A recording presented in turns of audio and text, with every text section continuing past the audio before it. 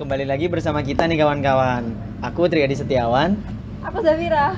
Jadi hari ini Mbak Zafira kita akan membahas masalah persediaan Mbak Zafira. Betul. Jadi persediaan itu sangat menarik karena hampir di semua perusahaan itu pasti memiliki persediaan.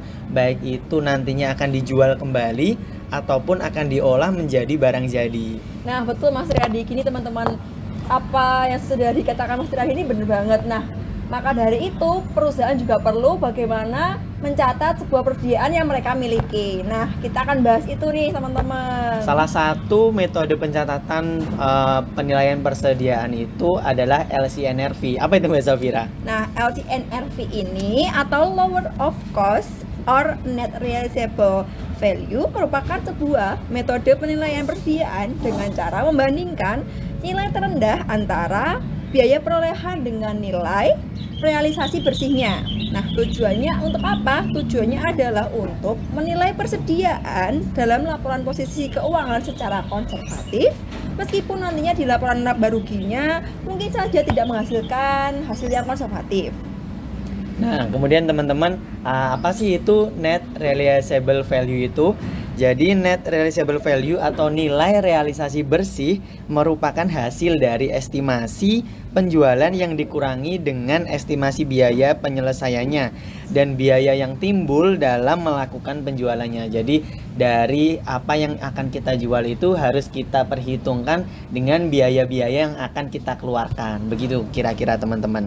Selanjutnya nih Mbak Zafira, apakah kita itu harus menerapkan metode LCNRV ini untuk setiap item individual, kategori, atau ke semua total inventaris Mbak Zafira? Nah begini Mas Triadi dan teman-teman, metode LCNRV ini dapat diterapkan pada semuanya, pada setiap satuan barang, kategori maupun total persediaan. Namun pada saat diterapkan pada kategori maupun total persediaan, hasilnya akan lebih condong ke total biaya perolehan ataupun cost dibandingkan jika kita menerapkan metode LCNRV ini ke satuan barang. Nah, untuk metode ini sendiri banyak perusahaan yang memilih untuk menggunakan LCNRV ini pada penerapan satuan barang. Nah, hal tersebut adalah untuk memenuhi aturan pajak yang berlaku, dan di samping juga karena metode LCNRV ini dengan pendekatan satuan barang dinilai lebih konservatif pada laporan posisi keuangan atau neraca, seperti itu. Gitu ya Mbak Zafira, ya Mbak. Selanjutnya nih Mbak Zafira, kan ada pastinya di sebuah metode itu ada kerugian-kerugian yang timbul nih Mbak Zafira. Nah, Benar. kerugian itu antara lain kita itu penyusutan nilai dari aset maupun persediaan kita itu untuk biaya pengeluaran hanya akan diakui pada periode pada saat kerugian itu terjadi Mbak Zafira. Jadi bukan pada saat penjualan dilakukan. Sehingga apabila saat periode akuntansi berjalan, kita itu sudah mengakui kerugiannya teman-teman, sebelum persediaan dapat terjual. Sebaliknya, apabila ada peningkatan nilai persediaan, itu akan kita akui pada saat penjualan terjadi, bukan pada saat periode peningkatan itu terjadi. Kira-kira seperti itu Mbak Zafira. Oh oke gitu Mas Riyadi. Terus gini Mas Riyadi, ada sebuah pertanyaan ini. Mengapa persediaan dinilai pada nilai realisasi yang lebih rendah dari biaya bersih atau LCNRV ini? Apa argumen yang menentang penggunaan metode tersebut dalam menilai persediaan? Jadi persediaan itu dinilai menggunakan nilai yang lebih rendah dikarenakan harga yang berlaku pada saat perolehan itu tidak bisa dijadikan patokan, dikarenakan harga sebuah persediaan mengalami kenaikan maupun penurunan. Sehingga apabila terjadi penurunan harga, maka persediaan itu harus diakui kerugian nilai agar lebih akurat Mbak Zafira. Karena harga itu tidak ditetapkan sepanjang waktu berlalu. Ketika harga pasar lebih rendah dari harga aslinya, kerugian itu harus ditulis untuk membuat pernyataan dengan lebih akurat. Nah, selain itu, menggunakan metode LCNRV akan membuat nilai persediaan mungkin akan berbeda pada tahun berikutnya. Hal ini akan menyebabkan ketidaksesuaian data apabila digunakan pada tahun berikutnya. Begitu Mbak Zafira kira-kira. Oke, gitu. Nah, kemudian Mbak, kira-kira pendekatan apa ya yang dapat digunakan dalam menerapkan prosedur LCNRV itu? Nah, pendekatan mana yang biasanya digunakan dan kenapa ya digunakan pendekatan itu?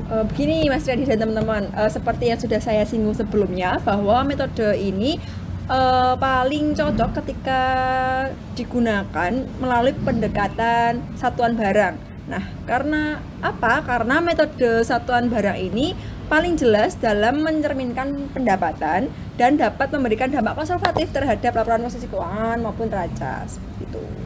Baik Mbak Safira. Kemudian ada apa lagi nih Mbak Safira? Nah, ini yang pertanyaan lanjutan lagi nih teman-teman.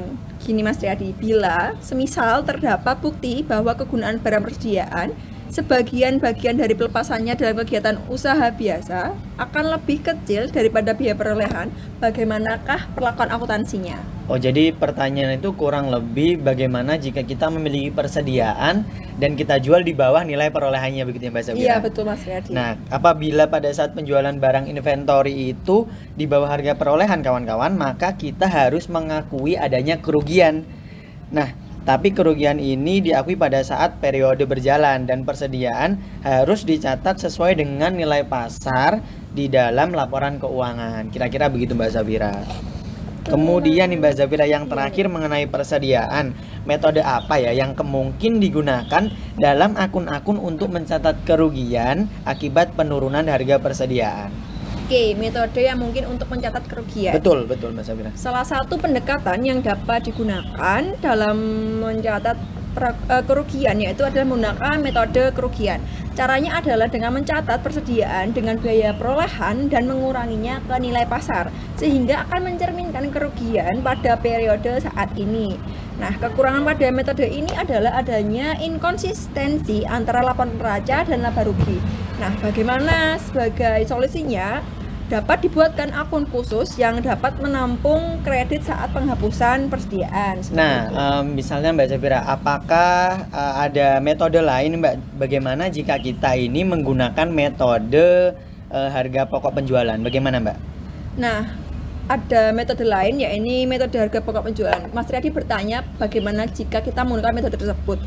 Seperti ini penjelasannya teman-teman. Metode harga pokok penjualan ini kita hanya mengganti harga pasar dengan biaya perolehan saat menetapkan harga persediaan baru. Nah, pendekatan ini akan mencerminkan kerugian secara terpisah dan meningkatkan jumlah kerugian pada harga pokok penjualan, sehingga metode harga pokok penjualan ini tidak cocok digunakan untuk mencatat kerugian pada penurunan nilai persediaan. Seperti itu. Oh, begitu Mbak Safira. Iya. Jadi kawan-kawan, jadi metode LCNRV ini adalah metode lain dari adanya pencatatan persediaan pada perusahaan, selain ada metode apa Mbak Safira, metode periodik dan metode perpetual. Jadi ini adalah metode yang sebenarnya jarang juga digunakan oleh perusahaan, maka dari itu kita akan kita sudah mencoba untuk membahasnya kawan-kawan. Semoga kawan-kawan juga bisa terbantu dan bisa memahami dari apa yang kita sampaikan ya Mbak Safira. Lalu itu Mas, kesimpulannya untuk pendekatan yang paling cocok antar satuan barang, kategori maupun yang total inventory atau total persediaan. Nah, paling cocok itu ketika kita menggunakan pendekatan satuan barang teman-teman. Seperti yang sudah saya jelaskan dari Mas Riyadi tadi. Mungkin sekian yang dapat kita sampaikan mengenai metode penilaian persediaan LCNRV. Apabila teman-teman ada yang kebingungan, ada pertanyaan, mari kita diskusi bersama-sama. Jangan lupa buat like, komen, dan subscribe. Terima kasih. Sampai jumpa.